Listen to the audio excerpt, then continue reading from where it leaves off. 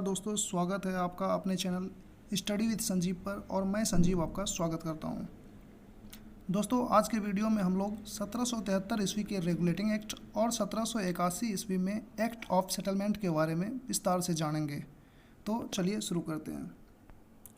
दोस्तों, 1773 ईस्वी का रेगुलेटिंग एक्ट, जो कि अंग्रेज़ों के द्वारा जो भारत में कंपनियां शासन कर रही थी, उस पर कुछ प्रतिबंध लगाने के लिए ये लाया गया था। तो हम ये जानेंगे कि 1773 ईस्वी का ये रेगुलेटिंग एक्ट जो लाया गया था, किस लिए लाया गया था, इसका क्या ज़रूरत पड़ गई इसकी। तो पहले देखिए इसका उद्देश्य क्या था। इसके मुख्य रूप से 3 उद्देश्य थे। पहला तो ये कि कंपनी में जो भ्रष्टाचार व्याप्त थी, यहाँ के कंपनी जो बड़े ही उग्र हो गई थी, इस पर नियंत्रण करना, यानी कि कंपनी के कार्यों को नियमित और नियंत्रित करना मेन उद्देश्य था इनका। दूसरा उद्देश्य क्या था कि कंपनी के प्रशासनिक और राजनीतिक कार्यों को मान्यता प्रदान करना। मतलब कंपनी यहाँ पहले अपने मर्जी से कार्य कर रही थी। मतलब ब्रिटेन की तरफ से यहाँ उसे सिर्फ व्यापार करने के लिए भेजा गया था, ना कि शासन करने के लिए या फिर ना तो राजनीतिक हस्तक्षेप के लिए। लेकिन कंपनी धीरे धीरे यहाँ पर आकर के अपनी सत्ता को मजबूत किया और महान शासकों को यहाँ पे हरा करके, उन्हें पराजित करके अपनी राजनीतिक सत्ता को मजबूत कर लिया। तो इन्हीं प्रशासनिक और राजनीतिक कार्यों को मान्यता देने के लिए ये 1773 ईस्वी का रेगुलेटिंग एक्ट लाया गया। ठीक है। तीसरी विशेष उद्देश्य क्या था इनका कि भारत में एक केंद्रीय प्रशासन की नींव रखा जाए। मतलब कंपनी अपने मर्जी से यहाँ शासन ना चलाए, बल्कि ब्रिटेन में जो संसद है उसके दिशा निर्देशों के अनुसार यहाँ प्रशासन किया जाए। इसलिए यहाँ पर केंद्रीय प्रशासन की नींव रखने के लिए ये एक्ट पारित किया गया था। ठीक है। अब चलिए देखते हैं कि इस रेगुलेटिंग एक्ट में ऐसी कौन कौन सी विशेषताएं थी। ऐसा क्या था जो कि लगा कि ऐसे करने से कंपनी के ऊपर नियंत्रण किया जा सकता है। ठीक है। देखिए, पहली विशेषता तो ये थी कि हम जानते हैं कि कंपनी जब यहाँ आई थी व्यापार करने के लिए, तो इनका 3 क्षेत्र था, मद्रास, बम्बई और बंगाल। ये 3 क्षेत्रों में ये कार्य कर रहे थे और तीनों जगह एक एक गवर्नर था। मद्रास में भी एक गवर्नर, बम्बई में भी एक गवर्नर और बंगाल में भी एक गवर्नर। तीनों जगह गवर्नर थे और इन्हीं के अधीन में यहाँ व्यापार किया जाता था। लेकिन जब ये 1773 ईस्वी का रेगुलेटिंग एक्ट आया, तो इस एक्ट के द्वारा क्या किया गया कि बंगाल में जो गवर्नर थे, इसके गवर्नर को गवर्नर जनरल बना दिया गया। सीधी सी बात है, ऐसे आप समझें कि जो बंगाल के गवर्नर थे, एक तरह से उन्हें प्रमोशन दे दिया गया और गवर्नर से उन्हें गवर्नर जनरल बना दिया गया। और बाकी जगह जो गवर्नर थे, मद्रास में और बम्बई में, उसे गवर्नर ही रहा दिया गया। इसके अलावे क्या किया, जो ये मद्रास प्रेसिडेंसी थी और ये बम्बई प्रेसिडेंसी, इन दोनों को बंगाल के अधीन कर दिया गया। मतलब ये दोनों प्रेसिडेंसियाँ अब बंगाल प्रेसिडेंसी के अधीन ही कार्य करेगा। बंगाल के गवर्नर को जो गवर्नर जनरल बना दिया गया, मतलब अब ये जो गवर्नर जनरल जो कहेंगे वही ये दोनों करेंगे। मतलब दोनों उसके नियंत्रण में आ गया। यदि अपनी भाषा में कहा जाए तो हमारे यहाँ के जो दोनों, मान लिया जाए ये दोनों डीएसपी हैं, बंगाल में भी डीएसपी हैं, लेकिन इन डीएसपी को प्रमोशन दे करके एसपी बना दिया गया। अब क्या होगा, अब ये दोनों डीएसपी जो है वो एसपी के अंडर में आ गया, मतलब इसके नियंत्रण में आ गया। सेम इसी तरह से हुआ था कि जो मद्रास के जो गवर्नर थे और जो बम्बई के गवर्नर थे, ये दोनों अब बंगाल के गवर्नर जनरल के अधीन कार्य करेंगे। ऐसा इस अधिनियम में लाया गया। ठीक है। उसके बाद इस गवर्नर जनरल को एक कार्यकारी परिषद दिया गया। मतलब इस परिषद में 4 सदस्य होते थे। इनका काम क्या था, इनका काम ये था कि ये जो गवर्नर जनरल है इसकी हेल्प करना, मदद करना, कार्यकारी परिषद। और ऐसे सौभाग्यशाली व्यक्ति थे वारेन हेस्टिंग्स, जो कि बंगाल के पहले गवर्नर जनरल बने।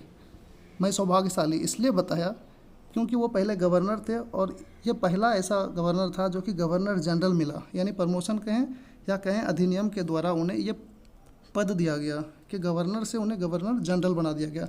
कई बार एग्जाम में आपसे भी क्वेश्चन पूछे जाएंगे कि बंगाल के पहले गवर्नर जनरल कौन थे, तो आप यही आंसर देंगे, वारेन हेस्टिंग्स, जो कि पहले गवर्नर थे और इसको गवर्नर जनरल बना दिया गया। किस अधिनियम के द्वारा, तो 1773 ईस्वी के रेगुलेटिंग एक्ट के द्वारा। ठीक है। नेक्स्ट अभी हम देखेंगे कि दूसरा विशेषता क्या था इस अधिनियम का, कि कलकत्ता में 1774 ईस्वी में एक सुप्रीम कोर्ट की स्थापना की गई। इससे पहले हमारे यहाँ कोई सुप्रीम कोर्ट नहीं हुआ था, कोई अदालत नहीं था। तो ये 1773 ईस्वी में जो रेगुलेटिंग एक्ट आया था, इसी एक्ट के द्वारा 1774 ईस्वी में कलकत्ता में एक सुप्रीम कोर्ट की स्थापना की गई। इसलिए की गई कि जो भारत के लोग हैं, इसके यदि ऊपर कंपनी अत्याचार करेगी, यदि इन्हें प्रताड़ित करेगी, तो यहाँ की जनता यानी कि भारतीय लोग सुप्रीम कोर्ट में अपनी बातें रख सकता है ले जाके। इसलिए सुप्रीम कोर्ट की स्थापना की गई। फिर क्या हुआ, अभी इस सुप्रीम कोर्ट में 3 जज थे। देखिए यहाँ 1+3 हम लिखे हैं, आप समझेंगे। इसमें टोटल 4 जजेज होते थे। एक तो होते थे मुख्य न्यायाधीश और उसके साथ 3 अन्य न्यायाधीश, यानी कि टोटल 4 न्यायाधीश यहाँ होते थे। इसके पहले जो मुख्य न्यायाधीश थे वो थे एलिजा इम्पे। ये देखिए, ये जो है एलिजा इम्पे, ये मुख्य न्यायाधीश थे यानी कि चीफ जस्टिस। और इनके साथ में और भी 3 जजेस थे, चैम्बर्स, लिमेंस्टर्स, हाइड। ये 3 जजेस उनके साथ थे, यानी कि टोटल 4 जजेस थे इस सुप्रीम कोर्ट में। ठीक है। नेक्स्ट, तीसरी विशेषताएं क्या थी कि इस कंपनी के जो कर्मचारी थे, जो यहाँ हमारे शासन करने आई थी ईस्ट इंडिया कंपनी, इसके कर्मचारियों के निजी व्यापार पर रोक लगा दिया गया। मतलब निजी व्यापार नहीं कर सकते हैं। इसका सीधा सा मतलब हम ये कह सकते हैं, अपने स्कूलों में आपने देखा होगा कुछ टीचर्स ऐसे हैं जो स्कूलों में पढ़ाते हैं, स्कूलों से पढ़ा के घर आते हैं, फिर वो अपने घर पे भी ट्यूशन पढ़ाते हैं। आपने देखा होगा ऐसा। ये क्या है, ये है उनका निजी व्यापार। मतलब वो सरकारी काम के अलावे अपने घर पे वो अपना निजी काम भी कर रहा है, निजी व्यापार कर रहा है। ठीक ऐसे ही उस समय भी होती थी कि जो कंपनी के कर्मचारी थे वो अपने निजी स्वार्थ के लिए कंपनी के व्यापार के अलावे अपना निजी व्यापार भी करते थे। और यही बंद किया गया 1773 के रेगुलेटिंग एक्ट में। और क्या किया गया, तो जो भारतीय थे इनसे उपहार लिया जाता था और रिश्वत लिया जाता था। तो ये उपहार और रिश्वत लेना बंद कर दिया। बंद मतलब उसे प्रतिबंधित कर दिया गया इस अधिनियम के द्वारा कि अब जो है कोई भी आदमी भारतीय से ना तो उपहार लेगा ना रिश्वत लेगा। ये इस 1773 के रेगुलेटिंग एक्ट में बताया गया। ठीक है। उसके अलावा और एक क्या विशेषताएं थी, चौथा, ये विशेषताएं थी कि कोर्ट ऑफ डायरेक्टर्स यानी निदेशक मंडल की स्थापना की गई। अब ये आप बोलेंगे कोर्ट ऑफ डायरेक्टर्स क्या है, निदेशक मंडल, इसकी स्थापना क्यों की गई। हम पहले आपको बताए थे ना कि इस अधिनियम का मेन मकसद क्या था, कंपनी के ऊपर नियंत्रण करना। तो कंपनी के ऊपर नियंत्रण ब्रिटेन की सरकार कैसे करेगी, ब्रिटेन की सरकार तो ब्रिटेन में है, तो भारत में कंपनी जो शासन कर रही है उसको नियंत्रित कैसे करेगी। तो इसके लिए यही निदेशक मंडल की स्थापना की गई भारत में। और इस निदेशक मंडल का काम क्या था, इसका काम था कंपनी पर नियंत्रण रखना। कैसे नियंत्रण रखेगा, तो कंपनी के पास कितना राजस्व आ रहा है, कि नागरिक की क्या स्थिति है, सैन्य मामले कैसा है यहाँ का, इन सारी रिपोर्ट को वो ब्रिटेन की सरकार को देगी। ठीक है। मतलब यहाँ पर कंपनी का जो भी कार्यवाही हो रहा है, जैसे भी राजस्व इकट्ठा कर रहा है, कितना राजस्व इकट्ठा हुआ, कहाँ से हुआ, किस माध्यम से हुआ, ये सारी रिपोर्ट जो है निदेशक मंडल कंपनी से लेगी और ये ब्रिटेन की सरकार को दे देगी। इस तरह से कंपनी पर नियंत्रण लगाया जाएगा। हालांकि आगे हम लोग डिटेल से यदि पढ़ेंगे तो पता चलेगा ऐसा कुछ नहीं हुआ। यहाँ कंपनी के लोग भी ऐसे थे कि निदेशक मंडल के लोग और कंपनी के लोग आपस में मिल जाते थे और ब्रिटेन की सरकार को ये पता भी नहीं चलता था, और यहाँ पर जो है भ्रष्टाचार वो तो व्याप्त थी ही। तो ऐसा हुआ। लेकिन इस निदेशक मंडल का स्थापना जो किया गया था, इसका मेन उद्देश्य यही था कि भारत में जो कंपनी के द्वारा राजस्व इकट्ठा किया था, इसकी जानकारी चाहिए ब्रिटेन की सरकार को। यहाँ के नागरिक की क्या स्थिति है, यहाँ सैन्य मामले कैसे हैं, ये सारी रिपोर्ट ब्रिटेन सरकार को मिले, इसलिए इसकी स्थापना की गई थी। तो ये थे 1773 के रेगुलेटिंग एक्ट। फिर से एक बार हम बता दें, इसमें मुख्य रूप से हमने ये पढ़ा कि इसका मेन उद्देश्य कंपनी को नियंत्रित करना था, प्रशासनिक और राजनीतिक कार्यों को मान्यता प्रदान करना था, और भारत में केंद्रीय प्रशासन की नींव रखनी थी। ये 3 उद्देश्य थे। उसके बाद कुछ विशेषताएं थी इनकी, हमने पहले बताया। बंगाल के गवर्नर को गवर्नर जनरल बना दिया और मद्रास और बम्बई को बंगाल के अधीन कर दिया गया। इस गवर्नर जनरल को हेल्प करने के लिए एक कार्यकारी परिषद बनाई गई जिसमें 4 सदस्य होते थे। ये हेल्प करते थे किसकी, गवर्नर जनरल की। और ये सौभाग्यशाली व्यक्ति कौन था? वारेन हेस्टिंग, जो कि गवर्नर से गवर्नर जनरल बना दिया गया था। कलकत्ता में एक सुप्रीम कोर्ट की स्थापना की गई, बहुत ही अच्छी बात है, 1774 में, याद रखिएगा। और इसके 4 जजेज होते थे, जिसमें एक मुख्य न्यायाधीश और 3 अन्य न्यायाधीश। और ऐसे व्यक्ति कौन थे? पहले मुख्य न्यायाधीश एलिजा एम्पे और 3 जजेस साथ में होते थे, चैम्बर्स, लिमेंस्टर्स और हाइड। फिर इसके बाद और क्या विशेषताएं थी? तो कंपनी के कर्मचारी का निजी व्यापार जो था वो बंद कर दिया गया। भारतीयों से उपहार और रिश्वत लेना बंद कर दिया गया, मतलब प्रतिबंधित। कोर्ट ऑफ डायरेक्टर्स यानी कि निदेशक मंडल की स्थापना की गई, ताकि कंपनी पर नियंत्रण किया जा सके, और जो भी रिपोर्ट होगी, चाहे वो राजस्व मामले से, नागरिक मामले से, सैन्य मामले से, ये सारी रिपोर्ट ब्रिटेन की सरकार को समय समय पर देता रहे। अभी आप लोगों ने अच्छे से पढ़ा 1773 ईस्वी का रेगुलेटिंग एक्ट। फिर इसके बाद एक अधिनियम आया और वो था एक्ट ऑफ सेटलमेंट। ठीक है, ये एक्ट ऑफ सेटलमेंट 1781 ईस्वी में आया था ब्रिटेन की संसद में। अब इसको क्यों लाया गया? इसका कुछ तो उद्देश्य होगा।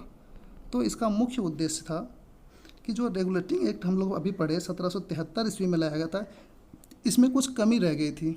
कमी मतलब कंपनी के ऊपर नियंत्रण करने के लिए जो नियम कानून बनाना चाहिए था, कुछ कमियां रह गई थी, वो नहीं बना पाए थे।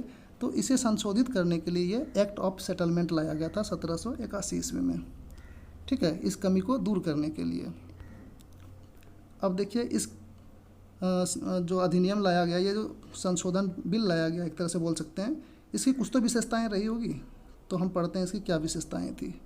नंबर पहला, गवर्नर जनरल और उसकी परिषद, जो गवर्नर जनरल थे और उसकी हेल्प करने के लिए जो परिषद थी 4 सदस्य की, ये बाध्यकारी नहीं होगा सुप्रीम कोर्ट के तहत, ऐसा कहा गया। इसका क्या मतलब हुआ कि अब सुप्रीम कोर्ट को ये अधिकार नहीं रहा कि वो गवर्नर जनरल और उसकी परिषद को कोई आदेश दे, ये खुद अपने हिसाब से चल सकता था विषम परिस्थिति में, ऐसा बताया गया। दूसरी बात, प्रांतीय न्यायालय की अपील जो है वो अब सुप्रीम कोर्ट में नहीं होगा। कहाँ होगा? कार्यकारी परिषद में होगा। मतलब यदि अब जो प्रांतीय न्यायालय था, मतलब नीचे का न्यायालय, सुप्रीम कोर्ट से जो नीचे न्यायालय होता है, उस न्यायालय, यदि वो न्यायालय चाहे कि हमें अपील करना है ऊपर, तो वो सुप्रीम कोर्ट में अपील नहीं कर सकता था। अब वो अपील करेगा कार्यकारी परिषद के पास। ठीक है, ये कार्यकारी परिषद वही जो 4 आदमी का 4 सदस्य थे गवर्नर जनरल के हेल्प के लिए, वही परिषद जो थी उसी में अब अपील कर सकता था। ऐसा इस सेटलमेंट के एक्ट में लाया गया। और क्या लाया? और ये बताया गया कि जो ये राजस्व वसूली का अधिकार है, ये पहले किनके पास था? ये आता था सुप्रीम कोर्ट के क्षेत्र के अंदर। सुप्रीम कोर्ट कह सकता था कि कहाँ से कितने राजस्व, क्यों ज़्यादा लिया, क्यों कम लिया, मतलब हस्तक्षेप कर सकता था। लेकिन अभी क्या कर दिया? सुप्रीम कोर्ट को हटा दिया कि मतलब सुप्रीम कोर्ट अब ये अधिकार नहीं जता सकता है राजस्व मामले के वसूली में। अब राजस्व की वसूली का मामला बिल्कुल आ गया किसके? गवर्नर जनरल और उसके जो हेल्प के लिए वो परिषद बनाई गई थी उसके अधिकार क्षेत्र में। सुप्रीम कोर्ट के अधिकार को ख़त्म कर दिया गया। ठीक है, ये थी 2 अधिनियम जो कि आज हम पढ़े। पहला तो 1773 का रेगुलेटिंग एक्ट और दूसरा एक्ट ऑफ सेटलमेंट 1781। तो दोस्तों, इस छोटे से वीडियो में मैंने आपको 2 महत्वपूर्ण अधिनियम और संशोधन के बारे में बताया।